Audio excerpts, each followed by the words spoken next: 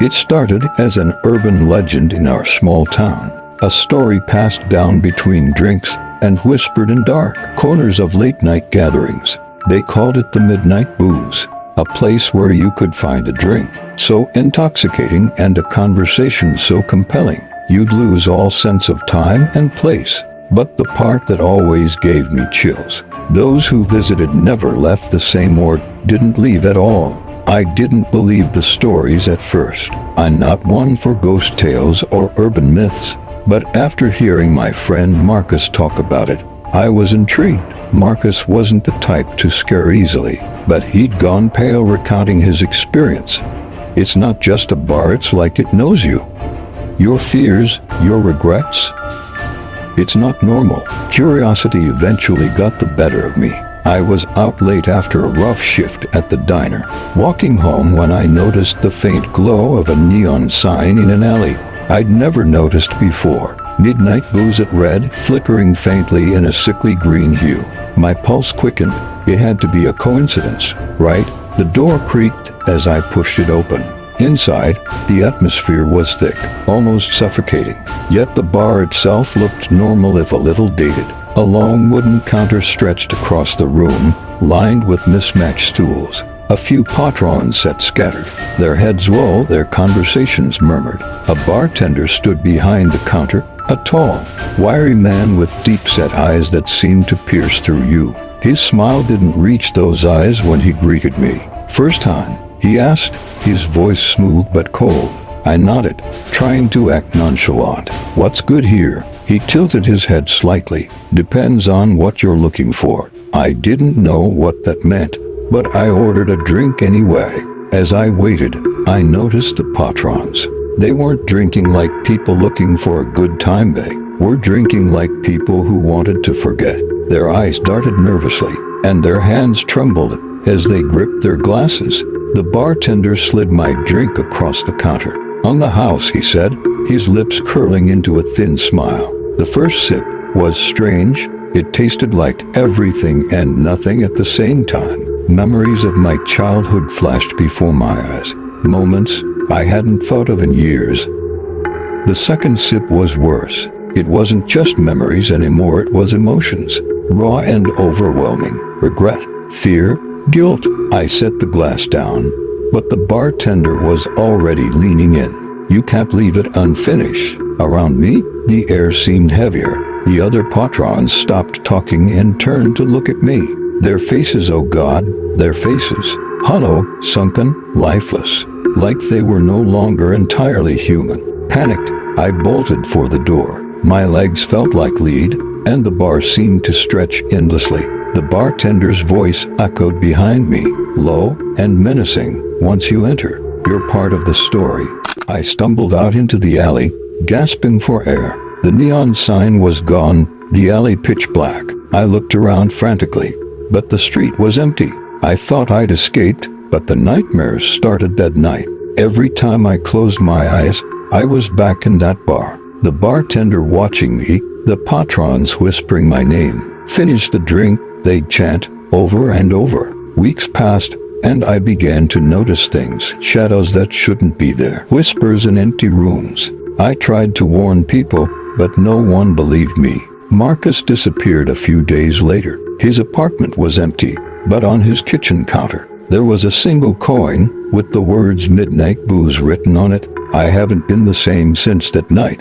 The bar isn't just a place, it's something worse, something alive. And now, no matter where I go, I see it. The faint glow of a neon sign in the distance, beckoning me back. They say you shouldn't talk about it, that the more you tell the story, the closer it gets. So, if you're watching this and ever find yourself alone at night, and you see that sign, don't go in. But if you do, whatever you do, don't take that drink.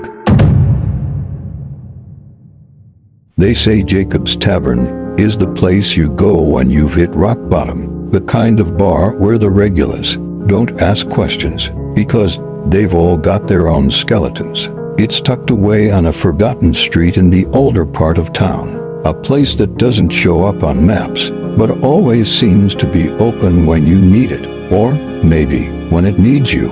I heard the stories growing up, whispers about how people walked into Jacob's Tavern and came out changed, or didn't come out at all. But it wasn't until my brother Ryan vanished that I started paying attention. Ryan was always chasing a buzz, looking for the next thrill to numb the pain of our childhood. The last time I saw him, he was drunk, ranting about a bar where you could drink your troubles away literally. He was smiling, but something in his eyes looked hollow. He disappeared that night. Months passed, and no one seemed to care except me. The cops chalked it up to his lifestyle, said he'd probably moved on to another city. But I knew Ryan. He'd never leave without saying goodbye. One night, I found myself wandering the same streets he used to haunt, desperate for any sign of him. That's when I saw it, Jacob's Tavern. The windows were fogged up, and a faint light glowed from inside. The door creaked as I pushed it open.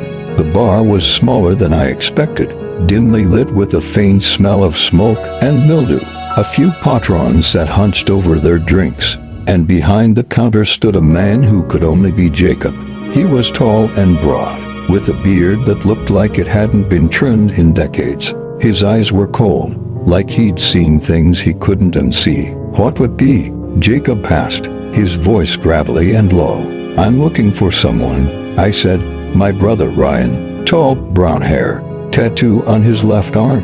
Jacob didn't respond immediately. Instead, he reached under the bar and pulled out a glass. "First drinks on the house," he said, sliding it toward me. The liquid was dark, almost black, and smelled faintly of burnt sugar. I hesitated, but the way everyone in the bar turned to look at me made my skin crawl. Their eyes were dull, like they weren't entirely there, but their focus on me was sharp, almost predatory. I took a sip, and the world shifted. Suddenly, I wasn't in the bar anymore. I was standing in my childhood home, watching Ryan and me as kids. He was laughing, and I was chasing him through the yard. Then the scene changed. I saw Ryan older, struggling with addiction, fighting with our dad, breaking down in tears. Every memory was raw and vivid, like I was living it all over again. I dropped the glass, and the sound of it shattering snapped me back to the bar. Jacob was leaning closer now, his eyes piercing through me. "You don't get to leave unfinished," he said. "I don't want your drink," I snapped, backing away.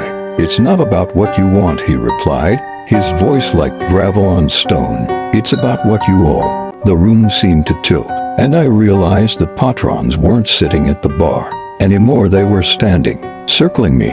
Their faces were sunken, their skin pale and stretched tight over their bones. And their eyes were empty. I bolted for the door, but it was like running through quicksand.